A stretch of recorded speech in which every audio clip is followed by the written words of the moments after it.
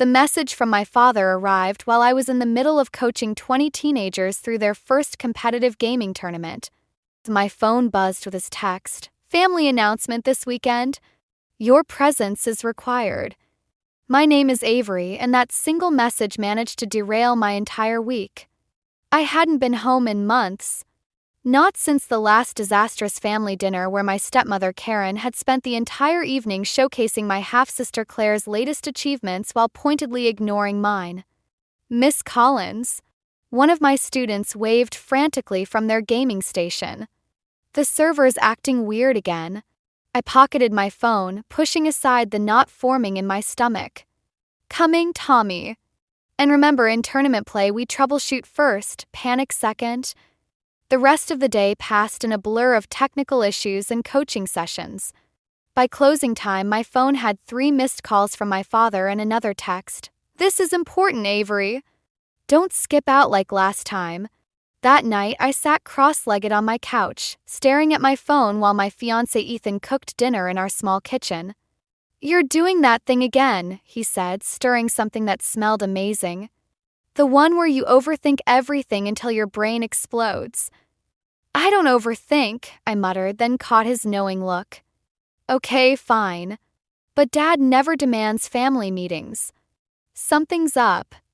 "Maybe Claire finally learned how to tie her shoes without help," Ethan joked, then sobered when I didn't laugh. "Sorry." Low blow. I sighed, remembering the last time I'd seen my younger half-sister. Claire had spent the entire evening making subtle digs about my little gaming club, and how it must be so fulfilling to play with other people's children since you can't have any of your own. That particular barb still stung. "I should go," I said finally. If only to stop Dad from sending the National Guard after me. The drive to my childhood home that weekend felt longer than usual. Each mile marker brought back memories of growing up there after my mom died, of my grandmother Helen raising me while Dad was deployed, Claire's arrival when I was 12, and her mother Karen's immediate campaign to remake our family in her image. I pulled into the circular driveway, noting Claire's shiny new Mercedes parked in my usual spot. Of course. Dad opened the door before I could knock. "You're late." "Hello to you too," I said, accepting his awkward hug. He smelled the same as always, Old Spice and coffee. Some things never changed. The living room was exactly as I remembered, down to the family photos on the wall. I noticed with a twinge that Grandmother Helen's portrait had been moved to a less prominent spot. Claire sat in Helen's old armchair like she owned it, Karen perched on the armrest beside her. They both wore matching expressions of barely concealed satisfaction that made my skin crawl. "Now that we're all here," Dad cleared his throat, "Claire has some news." My sister's hand drifted to her stomach in a gesture that made my heart sink before she even opened her mouth. "I'm pregnant," Claire announced, her smile sharp as a knife. "You're going to be an aunt, Avery. Isn't that wonderful? Now you'll finally get to experience what it's like to have a baby in the family, even if it's not quite the same as having your own." The room went silent. I felt the familiar sting of tears threatening to form but forced them back. Claire's words hung in the air like poison, perfectly crafted to hit where it hurt most. Dad shifted uncomfortably. "We thought you should hear it in person. Family first, right?" I managed a tight smile, even as my fingers curled into fists at my sides. "Congratulations," I said, the word tasting like ash in my mouth. "If you'll excuse me, I need some air." As I walked out onto the porch, I heard Karen's voice drift through the open window. "She's always been dramatic. Don't let her ruin your moment, sweetheart." I leaned against the railing, letting the cool evening air clear my head. Something in me had shifted, hardened. This wasn't just about the baby announcement. This was about years of subtle cruelty, of calculated jabs and manufactured competitions. My phone buzzed, a text from Ethan. "You okay?" I wasn't. But I would be. 'Cause for the first time in my life, I was done playing nice. I didn't expect Dad to follow me onto the porch, but there he was, closing the screen door behind him with that familiar, careful quietness, the same way he used to check on me after Mom died.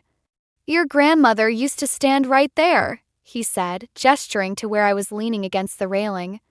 Watching storms roll in. I remember. I didn't add that I also remembered how Helen was the only one who stood up to Karen when she tried to redecorate the entire house, claiming the porch furniture was too country. The wicker chairs were still here, a small victory in a war of attrition. Karen's organizing a baby shower next month, Dad said, his voice carefully neutral. She wants to do it here. Course she did. The same house where Helen had raised me, where I'd spent countless hours reading in the window seat that Karen had later converted into a display case for Claire's cheerleading trophies. You don't have to come, he added quickly. Don't I? I turned to face him. Won't it look bad if the aunt doesn't show up? Won't Karen have something to say about that? He flinched. Avery. The screen door creaked open and Claire waddled out, one hand on her barely visible bump. Daddy, Mom wants to know if you'll grab more wine from the cellar. The good stuff, not the cheap bottles Avery brought last time. I hadn't brought any wine last time. Claire knew that. Sure, princess. Dad disappeared inside, leaving us alone. Claire's sweet smile dropped the instant he was gone. You know, you could at least pretend to be happy for me. I am happy for you, I lied. Thrilled, even. Really? Because you stormed out pretty quickly after my announcement. I needed air. You needed attention, she corrected, moving closer. Just like always. Poor infertile Avery can't stand someone else being the center of attention for once. My nails dug into my palms. Is that what you think this is about? I think it's about what everything's always been about with you. Jealousy. She laughed, the sound like breaking glass. You're jealous that I can have what you can't. That I'm giving Dad his first grandchild. That Mom loves me more than... Karen isn't my mother, I cut in. And Helen left me the house. Claire's face went white. What? I hadn't meant to say it. The paperwork had arrived last week, Helen's final gift, held in trust until my 28th birthday. I'd been waiting for the right time to tell everyone, but Claire's smug superiority had cracked something in me. The house is mine, I said, the words tasting like victory. Grandmother Helen left it to me in her will.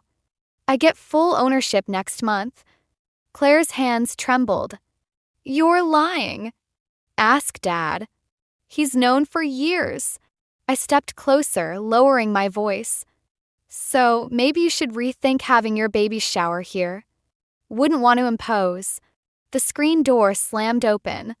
Karen stood there, her face twisted with rage. I heard everything, she hissed. How dare you?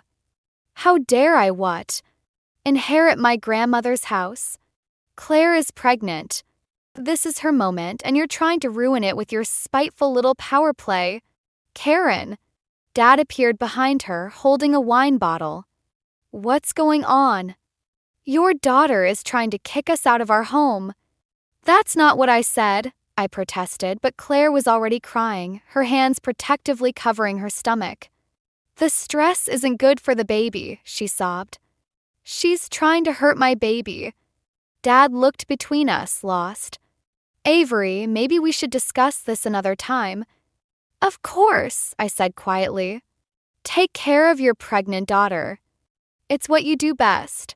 I walked to my car, ignoring Karen's continued accusations and Dad's weak attempts to call me back. As I drove away, I caught a glimpse of Claire in my rearview mirror. She wasn't crying anymore. Instead, she was watching me leave with the same calculating expression she'd worn when she'd announced her pregnancy. This wasn't over. We both knew it. But for the first time, I had something she wanted. And I intended to use it. The message that broke me came from Sarah, my oldest student's mother, 3 days after the family dinner. She wanted to discuss some concerns about my mentorship program. I agreed to meet her at a coffee shop, expecting questions about tournament schedules or equipment fees. I was wrong. I heard some disturbing things, Sarah said, stirring her untouched latte. About your situation. My stomach dropped. My situation? Your sister Claire reached out to several parents. She mentioned your condition might affect your ability to relate to children properly. Sarah wouldn't meet my eyes. She suggested we might want to consider other programs. The coffee shop's ambient chatter faded to white noise. Claire hadn't just attacked me personally, she'd gone after my business, my students, everything I'd built. My infertility has nothing to do with my ability to teach, I said, my voice steady despite the trembling in my hands. Tommy's tournament rankings have improved by 30% since he started with us. I know, but what? Claire's pregnant, so suddenly she's an expert on children? Sarah shifted uncomfortably. She mentioned she's starting her own youth program. Something more traditional, less competitive. Of course she was. Claire had never shown any interest in gaming or coaching before, but now that she knew it mattered to me, I stood up, nearly knocking over my chair. Excuse me. I need to make a call. Sighed, I pressed my forehead against the cool brick wall and dialed Claire's number. She answered on the first ring like she'd been waiting. Hello, sister dear. How are you coping with the house news? Cut the act, I snapped. I know what you're doing. Do you? Because from where I'm sitting, I'm just looking out for children's best interests. After all, what would our grandmother think about you using her house to run a business teaching kids to waste their lives playing games? Don't you dare bring Helen into this. Why not? She's the reason you think you're better than everyone else. Perfect Avery, Helen's favorite, too good for family now that she has her precious inheritance. Is that what this is about? You're sabotaging my business because you're jealous of a house? Claire's laugh was bitter. I'm protecting vulnerable children from someone who can't possibly understand what it means to be a mother. You should thank me, really. Now you won't have to pretend anymore. I ended the call before I could say something I'd regret. My phone immediately buzzed with a text from Claire. By the way, I've already got 5 of your students' parents interested in my new program. Funny how quickly they change their minds when they learn the truth about you. I slumped against the wall, fighting back tears. Years of work, of building trust with these families, and Claire was destroying it all with a few well-placed words. My phone buzzed again. This time it was Ethan. Hey, you okay? Your afternoon class is starting soon. Class? I'd almost forgotten. I had 6 teenagers waiting to learn advanced strategy techniques, kids who trusted me, who'd improved under my guidance despite my condition. I straightened up, wiping my eyes. Claire wanted to play dirty? Fine. But she'd forgotten something important. I'd learned strategy from the best. And Helen hadn't just left me a house. She'd left me her entire gaming collection, including journals full of tournament notes dating back decades. I texted Ethan back. I'm good. Actually, I have an idea. Remember that charity tournament we talked about? The one you said was too ambitious? Things change. How fast can you set up a live stream event? And can you get your developer friends involved? Give me 48 hours. What are you planning? I smiled, thinking of Claire's smug face when she thought she'd won. Teaching my sister a lesson about games. And family. And why you should never underestimate someone just because they can't have children. As I walked back to my car, I felt lighter than I had in days. Claire thought she could use my infertility against me. She was about to learn that some battles aren't won by having the right biology, they're won by having the right strategy. And I'd been strategizing my whole life. I found the adoption pamphlets while cleaning up after dinner. Ethan had hidden them under a stack of gaming magazines, but they spilled across the kitchen counter when I moved them, glossy pages full of smiling families and promises of new beginnings. I was going to bring it up differently, Ethan said from the doorway, making me jump. Maybe over wine. Or after the charity tournament. My fingers traced the edge of a pamphlet. How long have you been thinking about this? Since before Claire's announcement. He moved closer, careful, like I might bolt. I know the timing seems reactive, but what? You thought now would be perfect? Well, my sister is actively trying to destroy everything I've built because she thinks I'm unfit to be around children. That's exactly why we should consider it. Ethan picked up one of the pamphlets. To prove her wrong. To show everyone that family isn't about biology or pregnancy announcements. It's about love and choice. My phone buzzed, another parent withdrawing from the program. Third one this week. Claire would use it against us, I said quietly.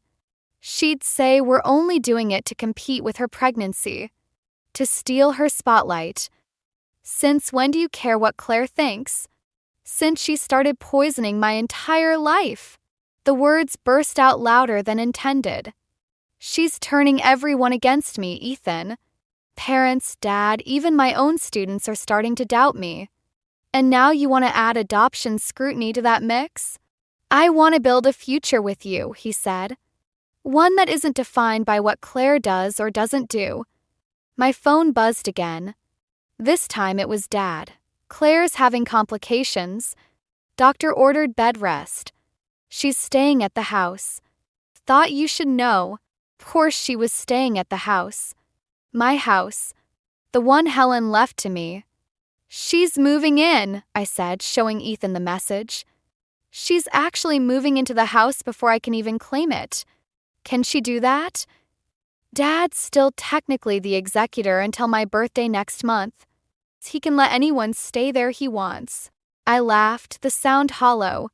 Want to bet she'll have redecorated my old room for the nursery before I get the keys?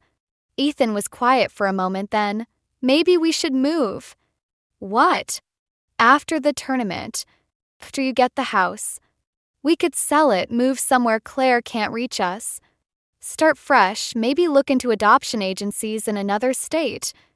Run away, you mean? I stared at the pamphlets, at all those perfect families smiling up at me. Let Claire win. Let her have an empty victory while we build something real. Another text from Dad. Karen's organizing a baby shower here next week. Claire really wants you there. Please don't make this harder than it needs to be. I picked up one of the adoption pamphlets, really looking at it this time. A young couple played with their adopted daughter, their faces bright with genuine joy. No forced smiles, no calculated performances. Just family. Helen always said the house was meant to be a home, I said slowly. Not a weapon. What are you thinking? I reached for my laptop. I'm thinking it's time to change the game. Claire wants to play happy families? Fine. But first, we're going to show everyone what real family support looks like. I pulled up the charity tournament plans we'd been working on. What if we made it bigger? Not just gaming, a full community event. Supporting local adoption agencies, foster care programs. Using Claire's tactics against her? No. I smiled, feeling lighter than I had in weeks. Using my grandmother's strategy. She always said the best way to win isn't to tear others down, it's to build something so beautiful they can't ignore it. Ethan grinned. I love it when you get that look. What's the first move? I picked up my phone, ignoring Dad's text to compose a different message. This one to all my remaining students' parents. Invitation to a special announcement. Time to show you what our program is really about. Claire wanted war? I'd give her something better, hope. And maybe, just maybe, I'd find some for myself along the way. The lawyer's office felt too small for the 5 of us. Dad sat between Claire and me while Karen hovered protectively behind Claire's chair. The inheritance paperwork lay unopened on Mr. Peterson's desk, but that wasn't why we were here. Let me understand this correctly, Mr. Peterson said, adjusting his glasses. Miss Collins, you're requesting an early transfer of property ownership due to unauthorized renovations. I placed my phone on his desk, playing the video Tommy's mom had sent me yesterday.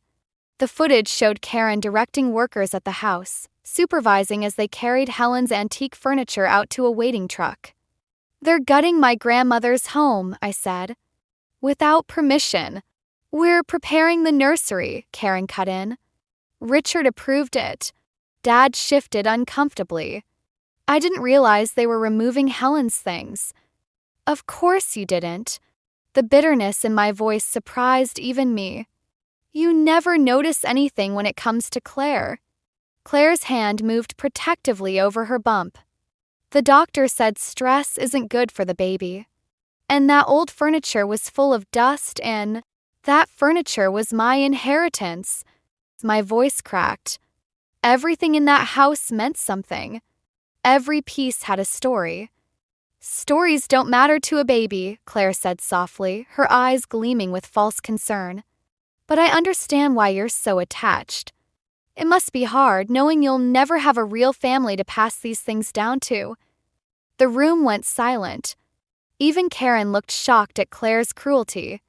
Miss Collins, Mr. Peterson cleared his throat, legally speaking, until your 28th birthday next month, your father retains executor rights.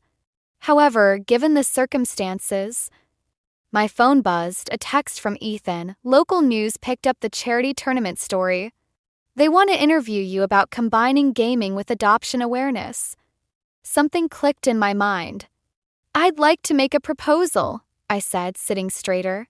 Dad, you want peace in the family. Claire, you want the nursery. Fine. Keep the house for now. Claire's triumphant smile lasted exactly 3 seconds. But I'm hosting my charity tournament there next week.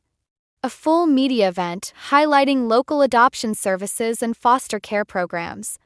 After all, I met Claire's eyes. It's still legally Dad's house, and he always taught us about giving back to the community.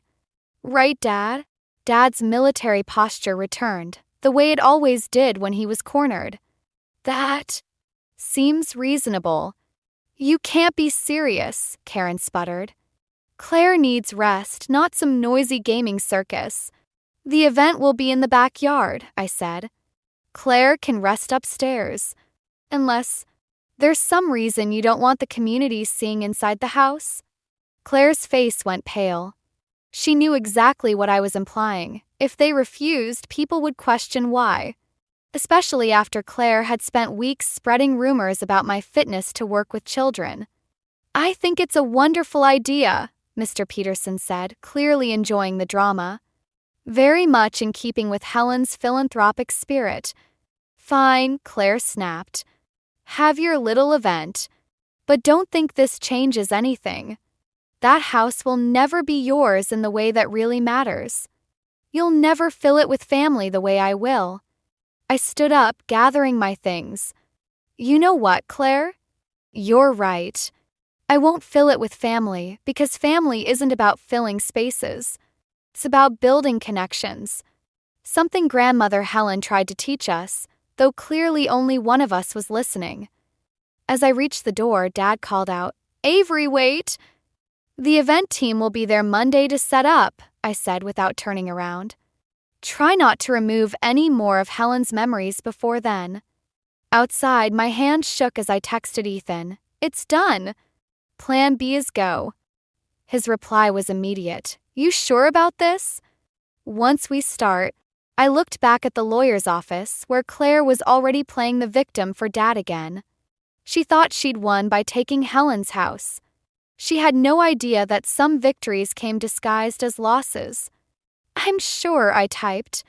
Time to show everyone what real family looks like. And this time I had more than just games up my sleeve. I had truth. The charity tournament was supposed to be my moment of triumph. Instead, I stood frozen in Helen's backyard, now barely recognizable under Karen's garden party decorations, watching Claire steal even this from me. As someone who truly understands the importance of nurturing children, Claire was saying to the local news reporter, one hand resting on her visible bump, I'm excited to announce my own youth mentorship program. One that focuses on traditional values and real family connections. The camera panned to capture the crowd's approving nods. Several of my former students' parents stood among them, including Sarah, who couldn't quite meet my eyes. Of course, Claire continued, her voice dripping with false concern. We'll welcome all children, even those from alternative family structures. After all, Everyone deserves guidance from someone who understands traditional family values. Ethan's hand found mine, squeezing tight. We can still shut this down. It's your event, your grandmother's property. Actually, Karen stepped forward, brandishing a paper. We have something to share about that. She smiled at the reporter. Richard, dear, would you like to make the announcement? Dad emerged from the crowd, looking uncomfortable but determined. Given Claire's condition and her new community program, we've decided to transfer ownership of the house to her permanently. The paperwork was filed this morning. The world tilted sideways. You can't, I whispered, but the microphones picked it up. The inheritance was contingent on several factors, Karen cut in smoothly, including the property's continued use for family purposes. Richard and I agree that Claire's program better serves that intention. Claire's triumphant smile felt like a knife. We're keeping Helen's legacy alive the way she would have wanted, by nurturing future generations. Not through video games. I spotted Helen's chess set through the window, still sitting in its familiar spot. The one thing they hadn't packed away yet. My vision blurred. You want to talk about Helen's legacy? My voice shook. Let's talk about what she really wanted. Let's talk about the letter she left. Commotion near the house cut me off. Tommy, my youngest student, had slipped inside and was now running back out, Helen's chess set clutched in his arms. Miss Collins! I saved it before they could. He tripped. The antique chess set flew from his hands in slow motion. Pieces scattered across the patio like broken dreams. The hand-carved board splitting with a crack that felt like Helen's heart breaking all over again. This is exactly why children need proper supervision, Claire announced to the crowd. From people who understand. Shut up. The words came out raw. Just shut up, Claire. You didn't even know her. You spent every holiday at your mom's parents' house. You never sat with Helen, never learned her stories, never. But I'm giving her what she always wanted, Claire interrupted. A real family in her home. Children. A future. What can you offer except broken games and empty rooms? Cameras were still rolling. My students watched with wide eyes. Everything I'd built, everything I'd planned, lay shattered like the chess pieces at my feet. I think we're done here, Karen announced, moving to usher the reporters toward Claire. We'll have a proper press release about the new program tomorrow. Dad stepped toward me, conflict written across his face. Avery, don't. I backed away, nearly tripping over the chess pieces. Just don't. I turned and ran, ignoring Ethan's calls, ignoring the murmurs from the crowd. Behind me, I heard Claire's voice rise again, as I was saying about traditional family values. My car wouldn't start. Of course it wouldn't. I slammed my hands against the steering wheel, finally letting the tears fall. My phone buzzed, a message from an unknown number. I opened it, expecting more disaster. Instead, I found a photo, Helen's desk drawer, partially open, revealing a sealed envelope with my name on it. Below the photo was a message. Found this while they were packing up. Thought you should know.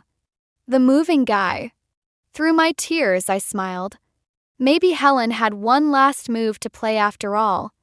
Breaking into my own inheritance wasn't exactly how I'd planned to spend the evening, but here I was, picking the lock to Helen's study while Ethan kept watch.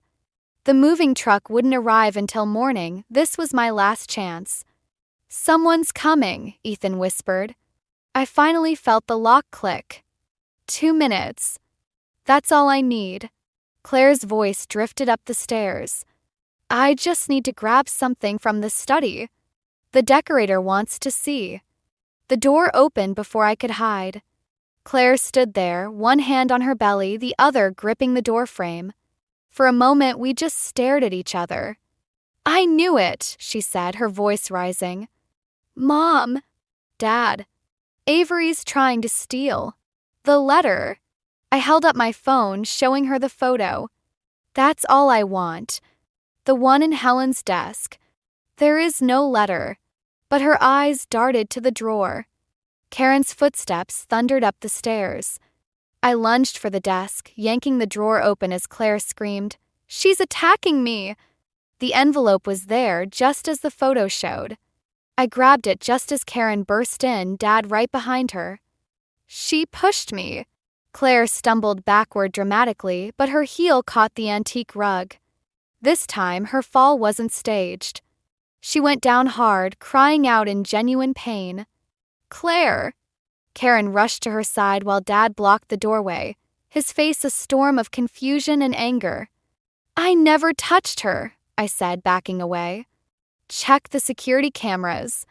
Helen had them installed everywhere, remember? To protect her antiques. Claire's face went white. "The cameras are working perfectly," Ethan cut in, holding up his phone. "I'm a developer, remember? Accessing their feed was pretty easy, especially since Avery still had Helen's passwords." "Show me," Dad demanded. Ethan pulled up the footage. We watched in silence as it showed me entering the study, Claire following, and her deliberate stumble, followed by the real fall that no one had caused. "You've been recording us?" Karen's voice shook with rage. "Invading our privacy?" "No," I said, opening Helen's letter. "I've been protecting her legacy. The way she taught me." The letter was short but devastating. Helen had known about Claire and Karen's manipulations. She'd left the house to me with specific conditions, including one that said if anyone tried to contest the inheritance through legal means, everything would be donated to a children's charity instead. "You can't prove when that was written," Karen snapped. "We'll challenge it." "Check the metadata on the security footage," Ethan said quietly. Helen recorded herself writing and sealing this letter 3 days before she died. She knew exactly what would happen. Claire struggled to sit up, her face twisted with pain and fury. "This doesn't change anything. I'm still giving Dad what you never could, a real family, a grandchild, a future." "Claire," Dad's voice cracked. "Stop." We all turned to him. He looked older suddenly, defeated. "I watched the footage," he said. "All of it. The way you've been treating your sister, the things you've said about her students, her business." He shook his head. "Helen was right. I've been blind." "Richard," Karen started, but he held up his hand. "The house stays with Avery, as Helen wanted. And Claire." He finally met my eyes. "You owe your sister an apology." Claire's laugh was bitter. "For what? For wanting what's rightfully mine? For trying to build something real instead of playing games?" "That's exactly what Helen was afraid of," I said, reading from the letter. "Family isn't about ownership or control. It's about nurturing growth, supporting dreams, and understanding that love multiplies. It doesn't divide." I folded the letter carefully. "Keep the furniture you moved. Keep the renovations. But the house is mine. And I know exactly what I'm going to do with it." "What's that?" Claire spat. I smiled, thinking of the adoption pamphlets waiting at home. "I'm going to fill it with family. Just not the kind you understand." As I walked out, I heard Dad following. Maybe some bridges weren't completely burned after all. But first, I had a real legacy to build. 6 months later, I stood in Helen's study, my study now, watching the sunset paint the walls gold. The room still held her presence, though I'd made some changes. Her chess set, carefully restored, sat beside my gaming equipment, old and new, just like she would have wanted. The sound of children laughing drifted up from the backyard. My advanced gaming class was having their graduation ceremony, complete with proud parents and a local news crew. This time, the coverage was about our program's success, not family drama. "Miss Collins," Tommy poked his head in. "They're ready for the presentation." "Thanks, buddy. I'll be right down." He hesitated. "Is it true? About you and Mr. Brooks adopting?" "News travels fast," I smiled. "We're just starting the process. It's going to take time." "Cool." He grinned. You're already pretty good at the mom stuff anyway. As he bounded away, I caught my reflection in Helen's old mirror. I looked different somehow, stronger maybe. More like her than ever. Dad was waiting at the bottom of the stairs. We'd been rebuilding slowly, coffee dates and careful conversations. Today was the first time he'd visited the house since everything happened. Karen left, he said quietly, after Claire's baby shower last week. Said she couldn't handle the shame of. He trailed off. The video going public? The security footage had leaked somehow, not through Ethan or me, showing Claire's manipulations and lies. Her traditional values program had collapsed overnight. Dad nodded. Claire's staying with her aunt in Colorado. Says she needs space to find herself before the baby comes.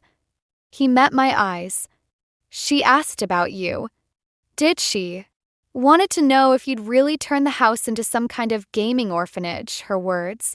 I laughed. Just a regular gaming academy. Though we do offer scholarships now, thanks to Helen's foundation. Through the window, I could see Ethan setting up the presentation screen, my students helping him arrange chairs. Sarah, who'd returned with a heartfelt apology after the truth came out, was organizing refreshments. Helen would be proud, Dad said. Not just of this, but of how you handled everything. You didn't let anger win. No, I agreed. I let love win. The way she taught me. We walked outside together. The evening air was warm, carrying the scent of Helen's roses, the one part of the garden I hadn't changed. As my students gathered for the ceremony, I noticed a familiar figure standing at the gate. Claire. She looked smaller somehow, less certain. When our eyes met, she didn't smile or wave. She just watched, one hand resting on her bump, as I awarded certificates and praised each student's achievements. As I announced our new adoption support initiative, partnering with local agencies to help families navigate the system. When the ceremony ended, I expected her to leave. Instead, she walked to Helen's rose garden, touching a bloom gently. She taught me about these once, Claire said as I approached. I pretended not to care, but I remembered everything she said. Why are you here? I don't know. She looked lost. Maybe to see what real legacy looks like.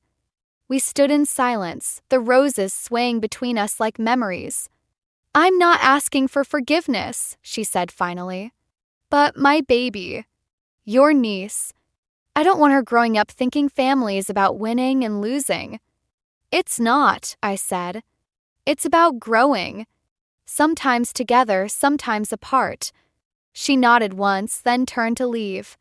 The roses look good, she said softly. You take care of them like she did.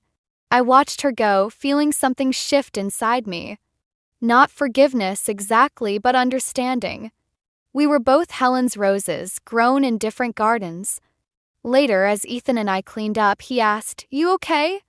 I looked around at my home, at the gaming equipment and chess sets, at the adoption paperwork on my desk, at Helen's roses blooming in the twilight, at all the different ways love could grow. Yeah, I said. I'm exactly where I need to be. Family, I'd learned, wasn't about blood or birthright. It was about choosing to nurture what matters, even when it's hard. Especially when it's hard. Just like Helen always said,